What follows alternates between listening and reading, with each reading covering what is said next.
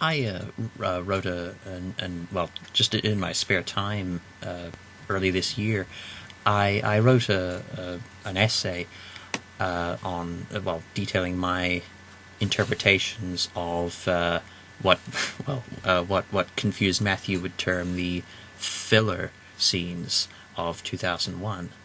Say you notice well, a plethora of fine well fine rather mundane details in every scene, well, every human-related scene of 2001. For instance, well, the cushy flights, well, cushy seats in the space liner, the space food, well, the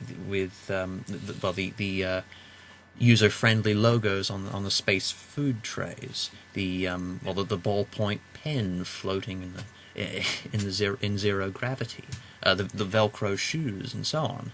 I asserted that through these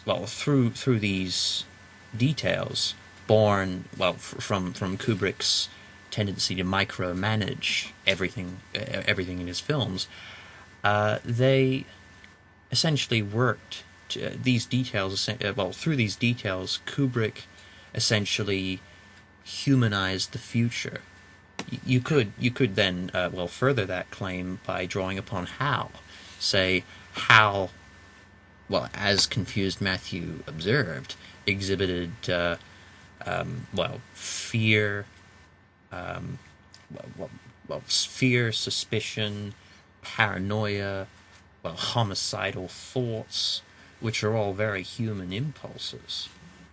And also, well, I'm wondering what you think about what you'd think of this. Um, I was never quite sure of this. Say,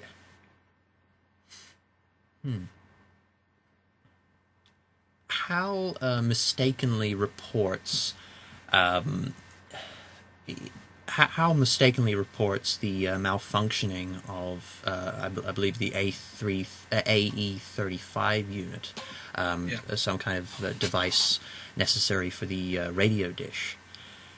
And well, the human crew, find that well, there's not a damn thing wrong with it, quote unquote.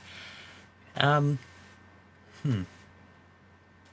I was never certain whether Hal, in expressing surprise over this mistake, whether he he was essentially fooling, whether he was fooling himself, or rather, I was never sure whether, say, he was too arrogant to or too self assured to admit that he had made a mistake, or whether he was lying to the crew in order to get them in a vulnerable position. Well, in either case, it still exposes human traits that, and therefore, I suppose, places a very human presence, or well, some very human qualities into the depths of space and these very alien ships. What do you think? I'm not entirely Was sure Hal yourself. lying, or was he well was he too proud to admit his mistake? Well, I'm not entirely sure myself, to be fair. Yeah, Um, just as you um, said, this facet gets you thinking. yeah, it Um, does, and but I do think I like that you brought that up because um, this gets into our confused Matthew mm, problems. Confused Matthew, in his review, laid out the entire Hal plotline, yep. and then later in his review, he lambasted people about the fact that different people had different interpretations of the film, and thus everybody was more or less making it up, according to him. But you're here, and you have just presented a different perspective on what could be happening with the Hal plot line.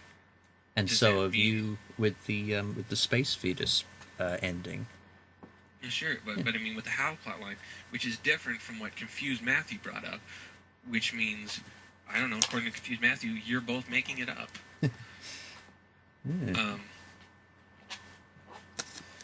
Which kind of gets into the whole thing of interpretations. Do you think a film that doesn't have a clear interpretation, uh, that probably will never have a clear interpretation, do you think that's a bad thing, or do you prefer uh, films with stronger points to them, with more obvious moral or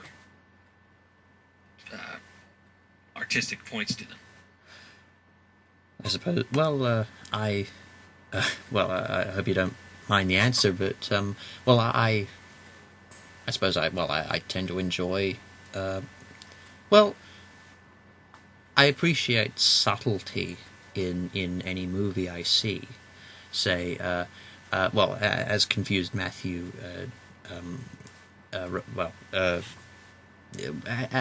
Confused Matthew assured us, he and I both like it when a film quote unquote makes you work to understand it.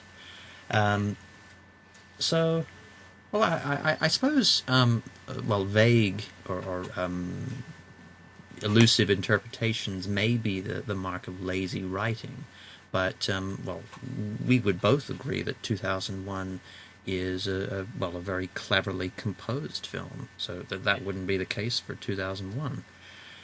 You can't deny there's not. You can't deny that a lot of thought didn't go into it.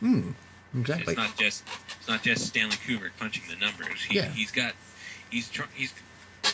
something up his sleeve, because he's got something up his sleeve in pretty much all his films, starting from 2001 all the way up to Eyes Wide Shut. It's a very ambiguous film, but as you said, a lot of work was put into these vague and but very thought provoking elements. Right. I think I would like to point out that everything we say Yes. is our opinions, and I'd like to make that point. It's the reason why I've stole SF Debris' opinionated part of his title for my Animorphs projects, because in my Animorphs reviews, they are just my opinions, and you would agree, QuantumJoker, that we're just stating our opinions, correct? That's right. Nothing we say is objective. Would you say that's correct? Mm-hmm. And a lot of people haven't liked 2001: A Space Odyssey for a lot of the same reasons Confused Matthew has, and that really doesn't bother me that much. When Victor of the Junkyard, gave his negative review of 2001: Space Odyssey, that didn't really bother me that much, even if I disagreed with it. I thought it was fun to watch, if nothing else. Yeah. The main problem with Confused Matthew's review is the guy outright claims objectivity, which is a pretty bold claim to make for anything. His quote in his video is, "It's for this reason that I try as best I can to approach my reviews in an unbiased way and look at the film's objective merits. To judge a film as being good or bad based on the film, without any reference to who made it or who was watching it. Will be one of those reviews." And then he confirmed this notion in a forum post he made concerning his Incredibles review on November 17th, which states, "Whenever I am about to do a review that isn't totally objective, I do my best to go out of my way to say so. I warned everyone before and after my review that the problems I had with The Incredibles were my problems, not to be mistaken with the objective pluses or minuses of the film. The Incredibles, along with a few requested reviews such as Spirited Away, were entirely subjective. They are my own feelings that I felt I would discuss without necessarily meaning that the movie is altogether bad because of them. If you remember, one of the first things I said in the opening of the review was, for me, this was enough to ruin every other element of the film, and each of my viewers will just have to decide if they agree. So what Confused Matthew's saying here is, all my reviews are objective unless I say so.